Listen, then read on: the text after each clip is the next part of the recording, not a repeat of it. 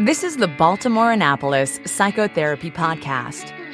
The information shared in this podcast is not a substitute for seeking help from a licensed mental health professional. And now, here's Laura Reagan, LCSWC, with today's episode.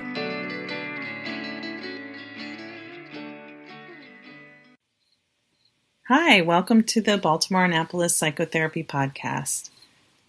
Today, I have an international guest. It's very exciting, a first for the podcast.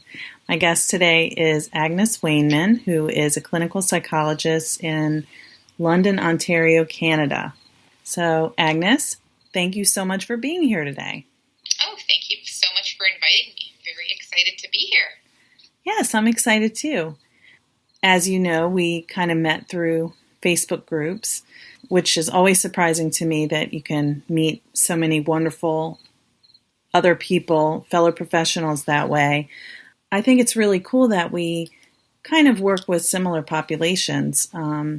Your website says that you work with basically women who are overwhelmed, burned out, exhausted, feel not good enough, and help them to incorporate more self-care into their lives. Is that right? That's right. That's my primary population. I also have two kind of subspecialties who fall within that umbrella. Also that I'm working with new moms and women struggling through infertility. Awesome. So much needed, and I can certainly see how those overlap. Absolutely, and I think it's not an accident that I kind of fell into those subspecialties because I think there are a lot of similar themes often of not feeling good enough or not meeting usually very unrealistic expectations, and women just being really, really hard on themselves, whether it's not being able to conceive, whether it's not being the type of mother they envisioned, or just not being the type of woman that they feel that they have to be. Yeah, so much pressure that we put on ourselves in every area of our lives. Absolutely. I mean, I kind of joke that I blame Pinterest. Oh my gosh, yes. But I think there's all of these really unreal expectations about everything, about romantic relationships, about relationships with our friends, with our kids. And I think that those unrealistic expectations are so harmful because we're trying to achieve something that doesn't exist. Exactly. I'm really intrigued by what you said about Pinterest. I do use Pinterest, and I usually use it for professional stuff. So I share my stuff on there, but I'm not really one to look at it too often. When I have, it's really like going down a rabbit hole. But everything seems so perfect on Pinterest. Yeah, and I use it professionally as well. So, I mean, I'm not trying to diss Pinterest, but Yeah. I think that when we have all of these images of perfect decor and perfect meals and perfect outfits and perfect everything, and then when you kind of look around and it's like, well, my life doesn't look like this. Is it because there's something wrong with me? Where we don't really read the maybe Pinterest disclaimers, like not all of this is going to be achievable, or you know what, you don't even have to like any of this, and that's okay too.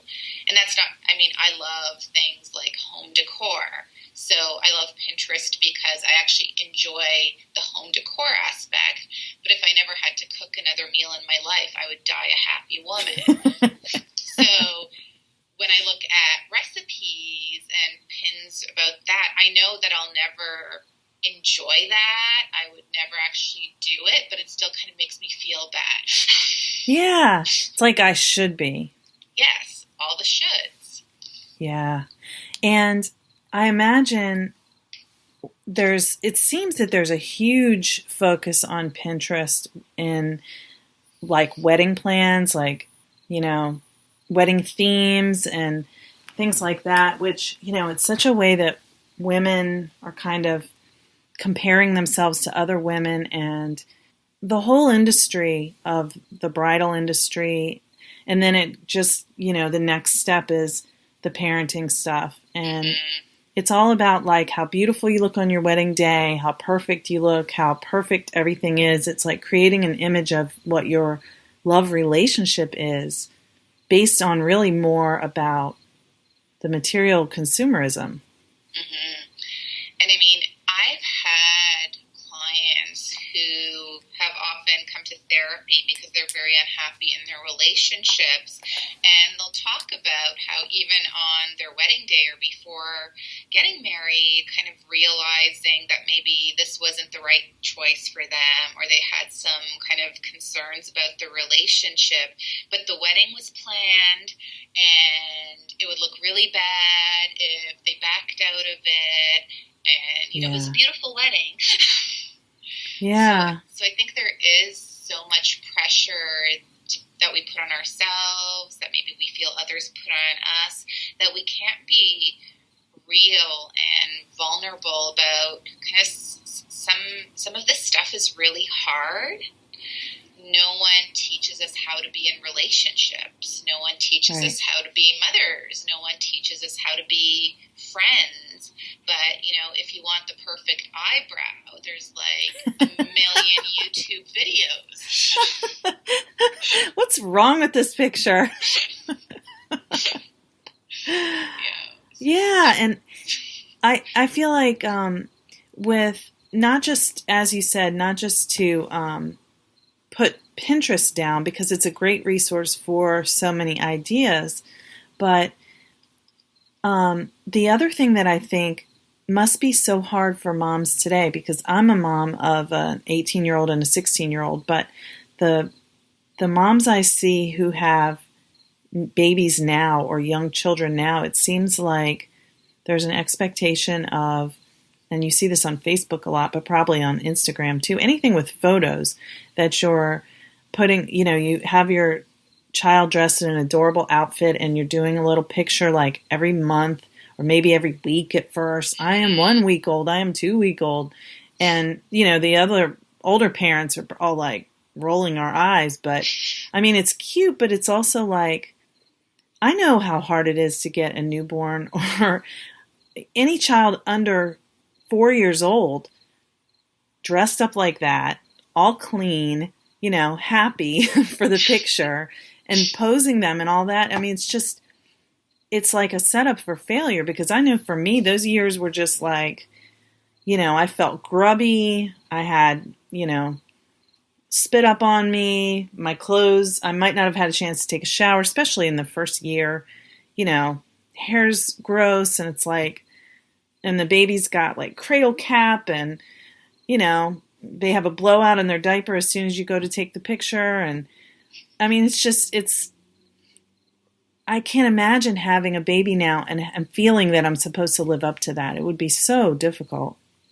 Absolutely. And I think this is where one of, the drawbacks of a lot of social media is that we get these very sterile, kind of photoshopped, filtered version of people's lives. Yeah. So, because I have 7-year-old twins, and oh my. I often talk about, the first 6 years of 6 months of their lives, I wore this like black velour tracksuit on an almost daily basis. My daughter had reflux, so I was constantly covered in spit up. Yes. Every day I would look in the mirror and just be like, who is this person? She looks terrible. She looks terrible. Like, when was the last time she showered? My husband and I were basically just trying to struggle to survive. Yeah. But then, of course, I would find the 10 minutes to put my adorable baby picture, like, on Facebook, and everyone would be like, oh, your babies are so cute. And I'd be like, yes, they are, but they are also slowly killing me. But, I didn't put that out into the world. Right. until I found another group of twin mom friends who I really, really credit with saving my sanity, because we kind of got together and we were really genuine and authentic with each other about how hard this actually was. Yeah.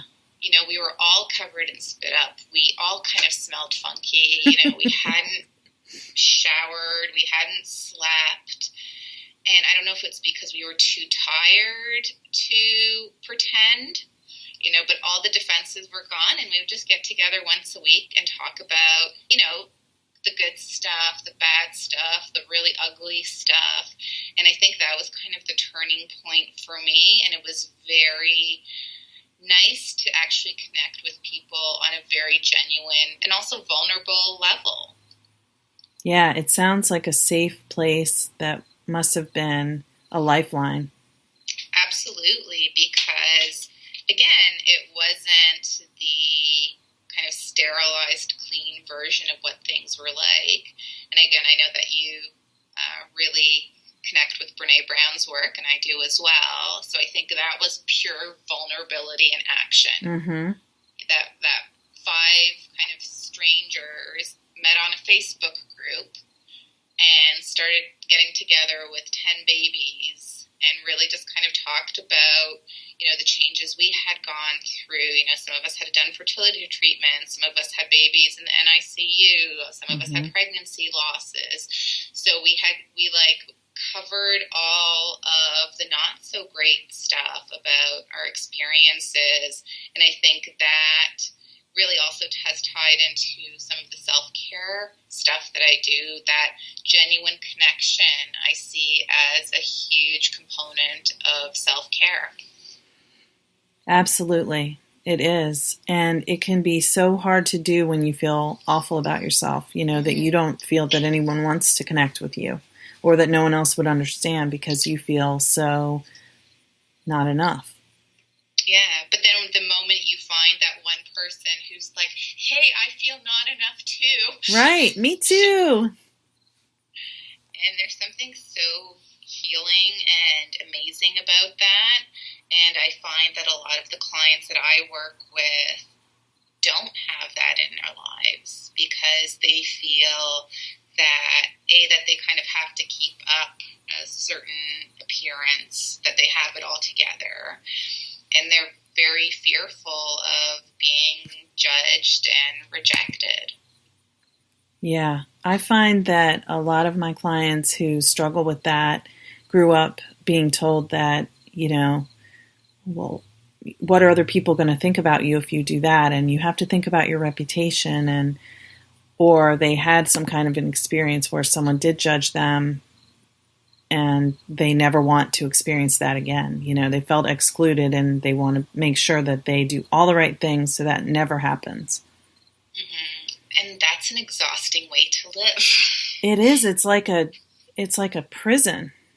Yeah, because it's never about connecting to your own needs. It's always about kind of being on alert for everyone else's needs. And, you know, absolutely in some situations that's perfectly appropriate. Like when you are a mom and have a baby, you know, tuning into their needs is kind of your gig. Right. But when you're trying to tune into then, you know, friends' needs, family members' needs, bosses' needs, coworkers' needs, and you're constantly giving, and thinking about other people and what other people think, then you very quickly fall off of your own priority list. Absolutely. I was wondering if you find it difficult to get that message out for people to understand that you can help them improve their self-care and feel better, because I feel like it's so easy to put ourselves on the back burner, especially the more overwhelmed we get, the harder it becomes to even make an appointment for yourself. Absolutely. And I think that there's this feel that self-care is selfish or indulgent, and we often have kind of these very stereotypical ideals of what self-care is, like going to the spa for a day, or getting a massage, and those things can all be parts of self-care. Yeah. But I think on a fundamental we need to make a fundamental shift when it comes to self-care, that it's not kind of those big things. It's also all the little things that we do throughout our day to connect with our own needs, address our own needs, and kind of connect to our little moments of joy and pleasure throughout our day that often we're not connected to because we're just on autopilot. Yes. You are, I am like, preach. So that leads me to ask you about your 30-day self-care program. Can you talk about that? Because I think you might touch on some of those other ways to practice to create a real practice of self-care that's different from just once in a while getting a massage or going to the spa. Absolutely. So I created the 30-day self-care challenge, which is a free program where you receive an email every day for 30 days. And the goal of the self-care challenge is not to overwhelm you, not to make you feel like you have yet another thing to do. It's either very, very small activities or even mindsets about self-care. So one of the tips that, funny enough, seems to have gotten a lot of feedback is things like, going into your home and finding either an item or a piece of artwork that you really, really loved when you first got it. And then after a while, you just kind of get used to it and you don't even notice it anymore. So to actually reconnect with what it was about that thing that you loved. Maybe it was an amazing pillow that is really soft, or just something that's visually appealing. So it doesn't cost you anything. It doesn't take a lot of time out of your day. But it's, again, a way to kind of reconnect with something that item met a need at one point, to reconnect to that need and to find some joy in that again.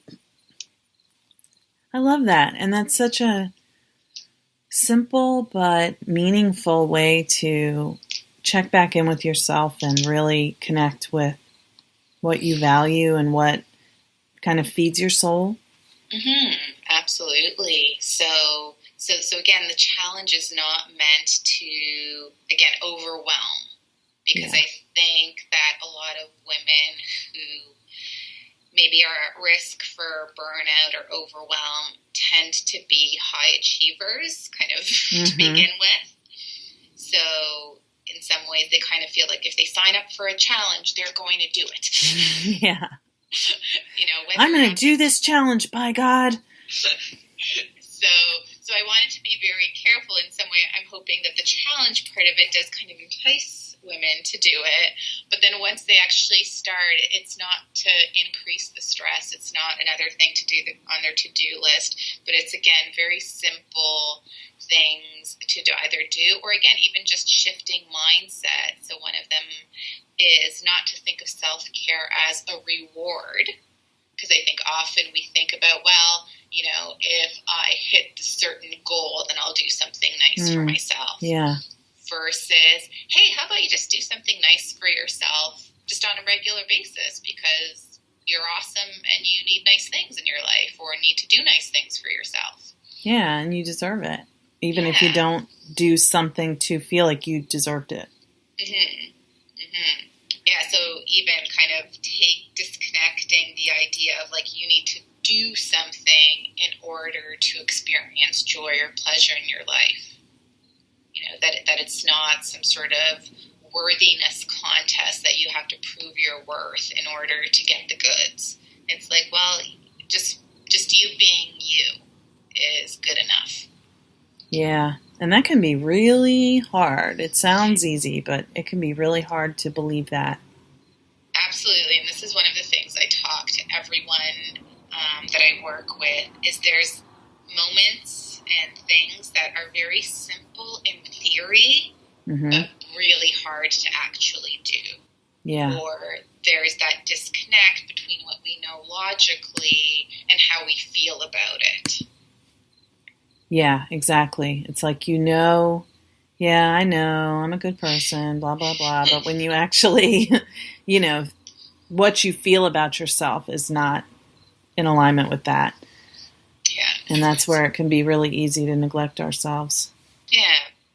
But then I think it's one of the most amazing parts as a clinician and working with clients when they actually start seeing their own self-worth and their own self-value, when they start kind of maybe setting boundaries with people in their life who just take from them.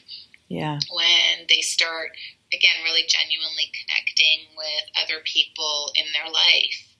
When they take risks that feel out of their comfort zone. So as both a therapist and a human being, watching that start to happen is amazing. It is. It's so beautiful. And everyone should be able to have the opportunity to experience that. But it's, as we both were saying, it's so easy to just ignore what we need. And then there's always a point, though, I think, at some point you get resentful and you're like, I've been doing for everyone and no one, gives me anything. Like, it's all about everyone else. For a long time you're doing it because you want to. And then you're like, what about my needs? And everyone's like, she doesn't have needs. Yeah. She's the one who takes care of everyone else. Yeah, and I find that my clients will talk about even, from childhood being the person that everyone else always came to talk about their problems. And they're the ones who are the organizers in their groups. They're the ones who plan the trips and plan the events. And then when they become partners and mothers, they're the ones who are doing the majority of the household responsibilities. They're the ones making the appointments for everyone. They are juggling so many balls. And then they end up in our offices kind of when they've hit the wall. Right. The balls have been dropped. Yeah. Yeah.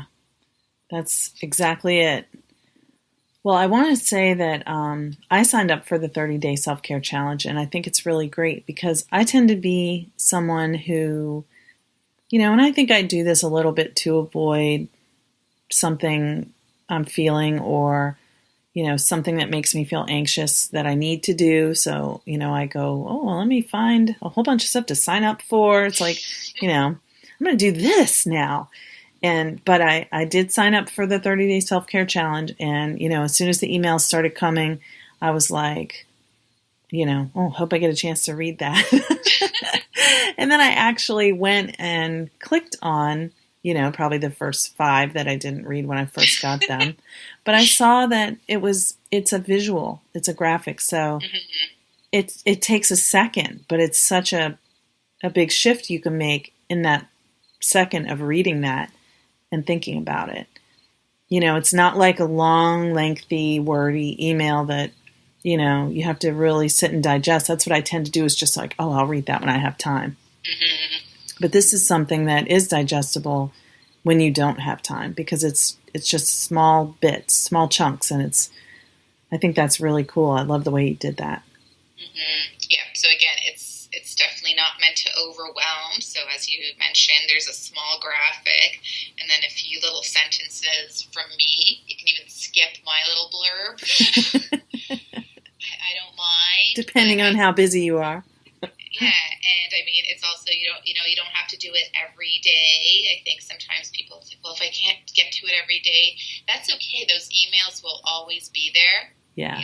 Just even put them into a self-care folder in your inbox, and then anytime, you're kind of feeling a bit stressed out or it kind of comes on your radar that you haven't been doing any self-care, it's there. That's a great idea. I just thought of another thing too. You could, someone could like click on the graphic and save it onto their phone and then refer to it when, in the photos kind of thing. Absolutely. So it's really meant to kind of be a starting off point to find self-care that works for every person. Because, out of the 30 tips, there might be 10 that really resonate with you, and the other 20 are just like, that doesn't work for me. And that's okay. Because self-care, I think, is a very personal journey, and it can also shift. So there's going to be times for me where seeing friends feels so restorative and so amazing.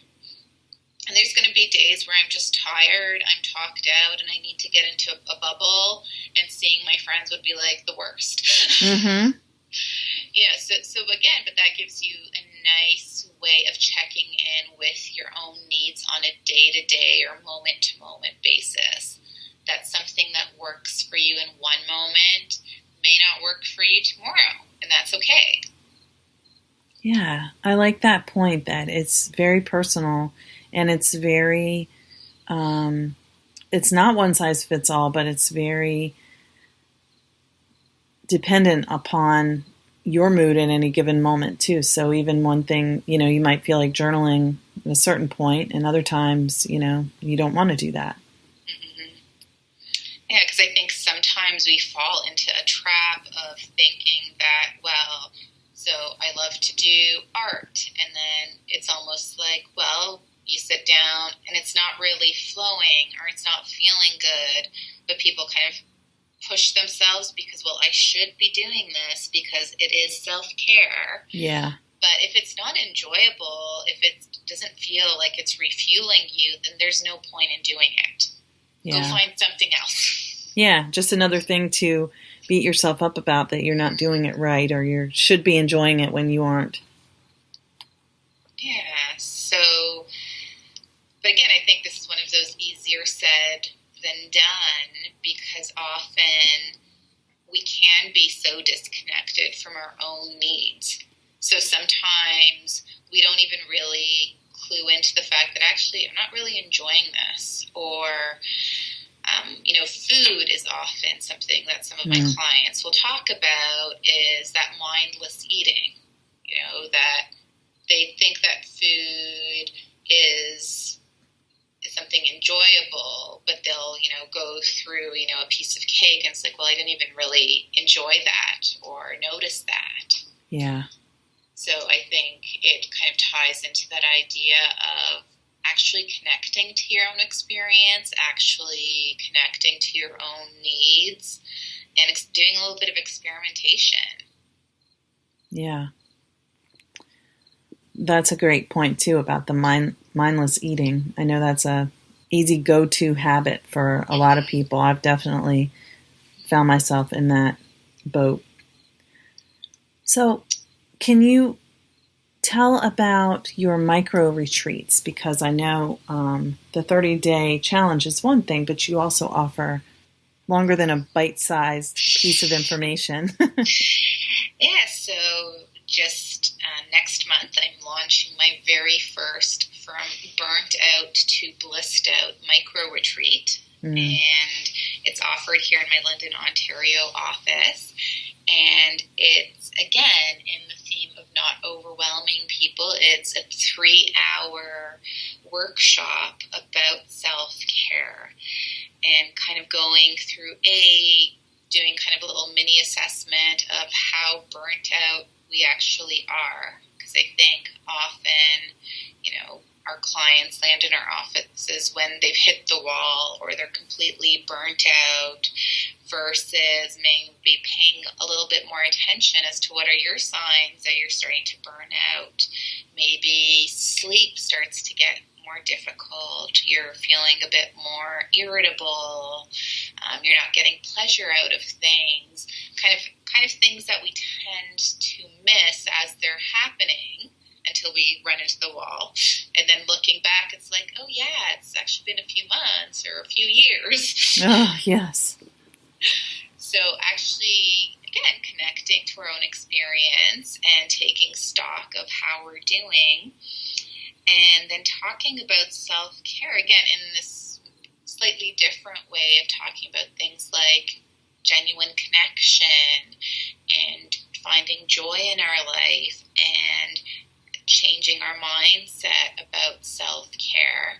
So I'm hopeful that, just taking 3 hours out of someone's day to focus on themselves is the first step to self-care. Yeah. And the reason I kind of started it as a micro retreat is because, it's kind of a small step towards self-care. In the long run, I would love to take a group of women, to Bali for a week-long retreat. Yeah, let me know if you do that, because I will be there. But I think, again, often as women, we typically say, well, that's, how's my family going to survive without me for a week? Or that's a lot of money. Mm-hmm. Or can I really dedicate that amount of time and energy to myself? So let's start small. It's, again, 3 hours. The next one scheduled is on a Saturday. So really you'll be, maybe missing a trip to Costco or... your kid's swimming lesson, your family can probably survive without you, and just easing people into the concept of taking time for themselves. That makes so much sense, because, a all-day thing can be overwhelming, like, oh, well, I can't really get away for a whole day. Certainly a week in Bali seems, that feels indulgent, but to me, it sounds amazing. But I guess we're talking internationally here, so you tell me what you think. But I feel like our culture here in the U.S. does not encourage that kind of lavish nourishment of our own needs and nurturing of what we need. It encourages women to nurture other people, but not ourselves. Yeah, so I think in Canada we're a little bit more generous in terms of things like vacation time and definitely maternity leave, because here new moms get a year off of paid leave after having babies. So what? I didn't know that. Yeah. Wow. So right there, and it's so different. I know, we're only an hour away from the border here, but so there is at least, I think, recognition in terms of that first year of bonding with your baby is very important. And it does, again, definitely not an expert in how all that works, but at least through the federal government, women get up to 55% of their salary, up to a certain level of salary, and then often other companies will top up. Wow. So there's some, at least, acknowledgement there that first year with baby is very important, and for mom as well. Yeah. But I think we're also still behind Europeans in terms of their vacation time and how seriously they take rejuvenation. Yeah. We need to, here in North America, we need to get on board with that. Yeah, because again, we have all of these studies that show, that working more does not increase productivity. Right. That kind of depression and anxiety is one of the main causes of lost work time and work productivity. So if we're not supporting people, but yet expecting them to achieve and produce, that's just not going to work. Yeah, really. You can try to force them all you want, but it's just not going to happen. Yeah, so again, I think that's also where I think a lot of the vulnerability work comes in, is when we each start talking about, like, as a professional, I sometimes get burnt out too and need to take a week off. Right. To and that's not a bad thing. And I love the idea of also modeling that to our client, that, hey, like, look, I'm taking a week off. I'm even taking 2 weeks off. Mm-hmm. And it's also important and okay for you to do that too.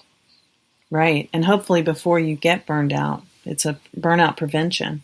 Mm-hmm. Because again, I talk a lot on my website about the coping tank. So we need to be constantly refueling our coping tank through things like self-care. self-care, because we're constantly draining through our tank, from the day-to-day stressors, whether it's, a commute or the stress of work. Do we need to replenish our coping tank? But often we don't. And then, we're running on fumes, or more often than not, your coping tank is just this like pitiful, rusted out thing that you're kind of dragging behind you, and you throw some wine and cookies down there every so often and hope to make it another day. Yeah. You're like, it's, the rust holes are covered over with like chewing gum. Barely keeping it together. Yeah. So this is not good. This is not a good state of affairs. Not at all. No. But so relatable. And I know a lot of the listeners to this podcast are therapists, so we are not immune to this, not at all. And that's one of the things that I think is so important. As we tell our clients about self-care, we have to be practicing it too. Yeah, absolutely. Especially as therapists, we're so in tune with other people's needs and what they need from us from session to session. And that translates into kind of how we are with our partners and how we are with our kids. And so we're at very high risk for burnout. Yes. So we need to be on top of that and very aware and know what our cues are, and again, know what our self-care plans are, because when we're burnt out, we're no good to anyone. Yep. And we can do a lot of harm. Absolutely. Okay, so I know we're getting a little short on time. I want to give you a chance to talk about, if you have enough time, to talk about your book for a sec. Oh, my book, yes. I was like, what? So, yes, my book does not exist. It's currently your upcoming book. So I'm working on a book. Also, the working title is From Burnt Out to Blissed Out. And this is just kind of a theme in my life. And when I talk about being blissed out, I don't mean like I'm happy all the time, that I'm like, kind of skipping through meadows, because that would be both unsustainable and supremely annoying. It's just that I do work really hard to connect to those moments in my life where it's like, yes, I feel really good in this moment. And so right now, this book that I'm working on is my own personal journey. So I talk a little bit about, again, being the mom of twins, and we had some kind of difficulties with fertility ourselves, and then twin pregnancy, and then kind of came early, and I was doing all of this while still doing my own PhD in clinical psychology, because I thought having a baby during grad school was a great idea. Or two. My plan was to work on my dissertation while the baby slept. Oh, yeah. Yeah, that did not go so well. And so by the time that my babies were a few months old, I was burnt out. I had never been diagnosed with postpartum depression or anxiety, mostly because no one asked. But I just know that I wasn't doing well.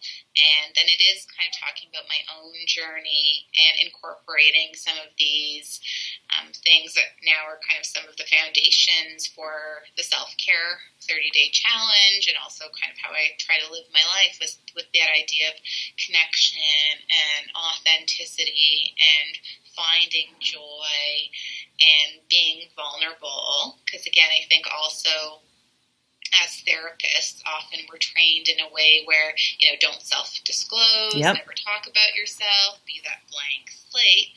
And absolutely, I think session to session, it is all about your client. So I'm not telling people kind of about all of the skeletons in my closet, but at the same time, I think putting bits of your story and yourself out there makes you feel more like a human being.